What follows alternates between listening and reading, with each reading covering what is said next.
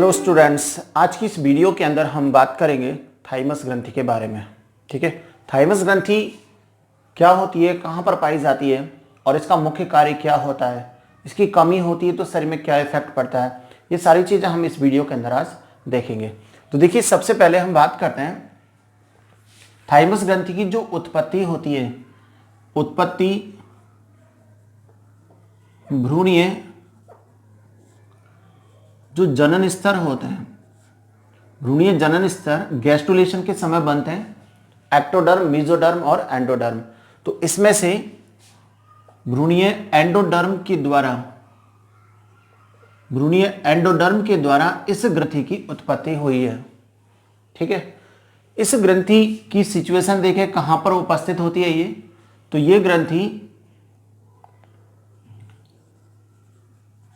हृदय के ठीक आगे कह सकते हैं, या फिर हम इसको ऊपर भी कह सकते हैं। हृदय के ठीक ऊपर उपस्थित होती है। ठीक है, यदि यहां पर हम इसको बनाएं डायग्राम में, तो देखिए आप, ये लंग्स, ये लंग्स हमने दिखाए। ठीक है, यहां से ये श्वास नली, श्वसनिका इसमें एंट्री करती है, ये श्वास नली, और ये जो हिस्सा होता है यहां पर उपस्थित होगा कौन, हृदय। ये इसके अंदर हृदय उपस्थित होता है। तो हृदय से जस्ट ऊपर, हृदय के जस्ट ऊपर हम इसको बनाएं तो देखिए,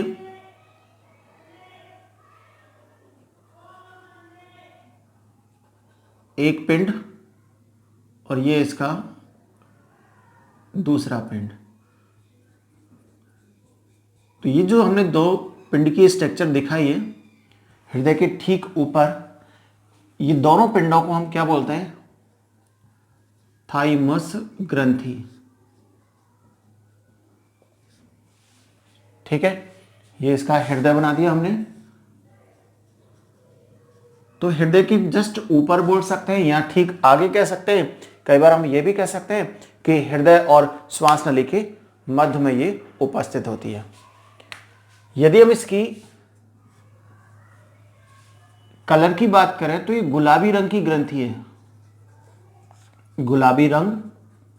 इसके अलावा ये इस चपटी होती है और साथ में ये दो पिंडों में बटी होती है। तो हम कह सकते हैं ये द्विपिंडकीय रचना है। क्या है ये, द्विपिंडकीय रचना होती है। ठीक है ना। अब देखिए यहां पर, यदि इसकी पिंड की बात करें तो प्रत्येक पिंड चारों ओर से एक आवरण के द्वारा घिरा हुआ होता है, चारों ओर से एक आवरण के द्वारा घिरा हुआ है। तो जो इसका बाह्य आवरण होता है, यह बाह्य आवरण संयोजी ऊतक का बना होगा। किसका, संयोजी ऊतक। यानी कि प्रत्येक थाइमस ग्रंथि के प्रत्येक पिंड को चारों ओर से संयोजी ऊतक का जो आवरण है वो घेरे हुए रहता है। जबकि इस प्रत्येक पिंड का जो परिधीय भाग होता है, परिधीय भाग, ये एक प्रकार से कॉर्टेक्स कहलाता है, वल्कुट। और जो मध्य का भाग होता है या केंद्रीय भाग होता है, जो केंद्रीय भाग है ये कहलाता है मध्यांश अर्थात मेडुला। क्या कहलाता है, मेडुला या मध्यांश। अब इसके विकास की बात करें हम कि थाइमस ग्रंथि का जो विकास एंडोडर्म से हुआ है, यह आकार में कब बड़ा होता है, कब छोटा होता है और लास्ट में नष्ट कब हो जाता है। तो हम ये कह सकते हैं कि जो थाइमस ग्रंथि है, बच्चों के जन्म के समय, ध्यान रखना इस चीज को, बच्चों के जन्म के समय इसका विकास प्रारंभ होता है, विकास प्रारंभ होता है। जबकि जब एडल्ट फेज आती है, वयस्क अवस्था, तो उस समय ये पूर्ण विकसित हो जाती है। क्या हो जाती है? पूर्ण विकसित, अर्थात अपनी संपूर्ण अवस्था को, संपूर्ण लार्ज आकार को ये ग्रहण कर लेती है। ठीक है ना? तो बच्चों के जन्म के समय इसका विकास प्रारंभ होता है, और जैसे जैसे बच्चा बड़ा होता है ये भी विकसित हो जाती है, और वयस्क अवस्था आते आते समय ये पूर्ण रूप से अपना आकार ग्रहण कर लेती है, अर्थात ये पूर्ण विकसित हो जाती है। लेकिन वयस्क अवस्था के बाद, यानी इसके बाद, इसकी जो सक्रियता है, सक्रियता या फिर हम इसके आकार की बात करें तो आकार इसका घटने लगता है। इसका आकार वयस्क अवस्था आने के बाद इसका आकार धीरे धीरे घटने लगता है, और जैसे ही ओल्ड एज आती है, ओल्ड एज के समय इसकी सक्रियता या इसका आकार पूर्णतः घट जाता है। तो हम ये कह सकते हैं पूर्णतः ये आकार में घटकर एक धागे के समान या डोरी के समान रचना में बदल जाता है। ठीक है? तो एक ऐसी ग्रंथि जो वृद्धावस्था के समय एक धागे के समान, डोरी के समान रचना में बदल जाता है, उस ग्रंथि का नाम क्या है? तो एग्जाम में किससे कई बार पूछा जाता है, तो वो कौन सी ग्रंथि हो गई? कौन सी? थाइमस ग्रंथि। इसका मतलब ये हुआ कि जैसे जैसे वृद्धावस्था आएगी इसकी सक्रियता कम हो जाती है।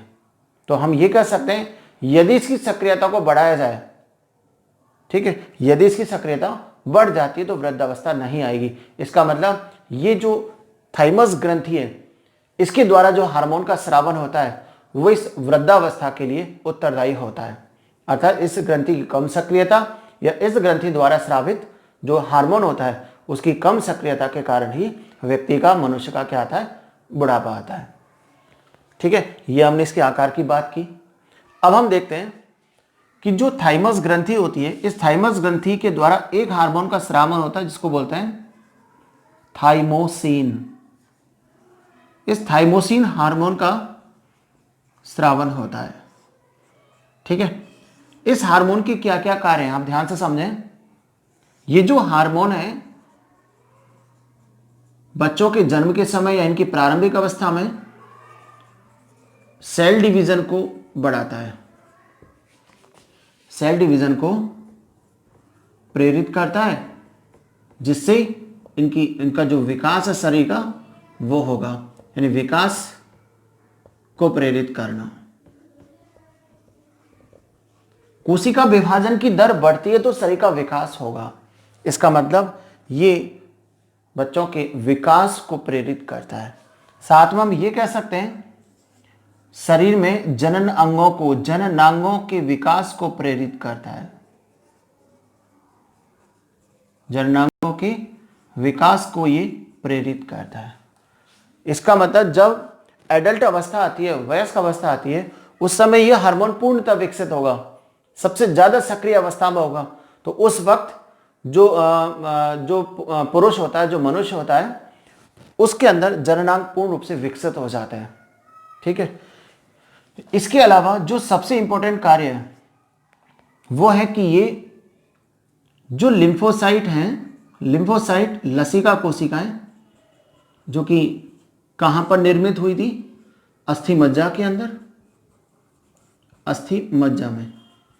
अस्थि मज्जा से निर्मित जो लिम्फोसाइट सेल्स होती है, लसिका कोशिकाएं, ये लसिका कोशिकाएं थाइमस ग्रंथि में प्रवेश कर, किसमें? थाइमस ग्रंथि में प्रवेश कर प्रतिरक्षा जो क्षमता होती है उसको क्या करती है? अर्जित करती हैं। अर्थात जो लिम्फोसाइट का जो मुख्य कार्य होता है वो ग्लोब्यूलिन प्रोटीन का निर्माण करता है, जो एंटीबॉडी के निर्माण को प्रेरित करेगा, और एंटीबॉडी का जो मुख्य कार्य होगा वो शरीर में रोग प्रतिरोधी क्षमता का विकास करता है। इसका मतलब जो लिम्फोसाइट जो रोग प्रतिरोधी क्षमता का विकास करती है वो लिम्फोसाइट बोन मैरो से बनती है, लेकिन बोन मैरो से बनने के बाद थाइमस ग्रंथि में प्रवेश करके रोगाणुओं के प्रति प्रतिरक्षा क्षमता का जो ज्ञान है उसे अर्जित करती है। इसलिए इस थाइमस ग्रंथि को हम क्या कह सकते हैं? टी लिम्फोसाइट का ट्रेनिंग सेंटर, क्या कह सकते हैं इसको? टी लिम्फोसाइट का ट्रेनिंग सेंटर या प्रतिरक्षा तंत्र का प्रशिक्षण केंद्र। टी लिम्फोसाइट क्यों बोला?